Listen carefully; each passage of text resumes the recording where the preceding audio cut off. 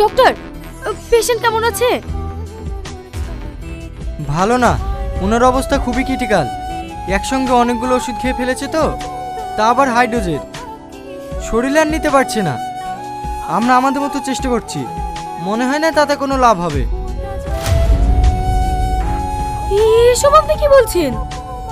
আমি ঠিকই বলছি ম্যাডাম, ওনার পালস চলছে ঠিকই, কিন্তু খুবই দুর্বল। আমি ডক্টর সেনকে ফোন করেছিলাম, উনি আসছেন। এখন সবই উপরবেলার হাতে। ডক্টর, আমি কি টনির সঙ্গে 1 মিনিটের জন্য দেখা করতে পারি? সরি ম্যাডাম, পেশেন্টের অবস্থা খুবই সিরিয়াস। এই মুহূর্তে আমরা কাউকে অ্যালাউ করতে পারবো না।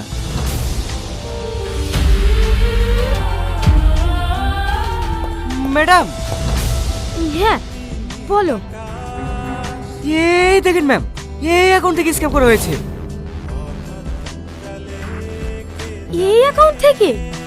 হ্যাঁ ম্যাডাম, আমরা টনের অ্যাকাউন্ট সিজ করে দেওয়ার পর থেকেই সমস্ত ট্রানজ্যাকশন এই অ্যাকাউন্টেই হয়েছে। বাড়ি কোথায় এর? অ্যাড্রেস পেয়েছো? হ্যাঁ ম্যাডাম, রানীনগর। ঠিক আছে, ওখানকার লোকাল থানায় ইনফর্ম করো, আমরা এক্ষুনি বেরোবো। ঠিক আছে ম্যাডাম। আসামি তুলেছেন? না ম্যাডাম, বাড়িতে গেছিলাম, বাড়িতে নেই। ওনার স্ত্রী বললেন এই মাঠে ছাগল চড়াতে এসছে। কি? ছাগল চড়াতে? হ্যাঁ ম্যাডাম, আপনাদের ফোন পাওয়ার পরে গ্রামে এসে খোঁজ নিয়ে দেখলাম ওনার নামে কোনো ব্যাড রিপোর্ট নেই।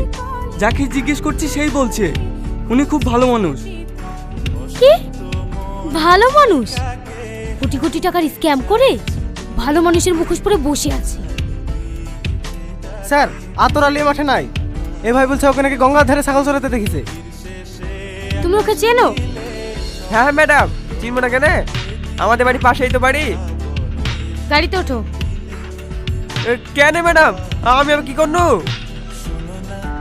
আরে ভয় নেই, তুমি ওকে চিনিয়ে দেবে। উঠে বসো। ঠিক আছে ম্যাডাম।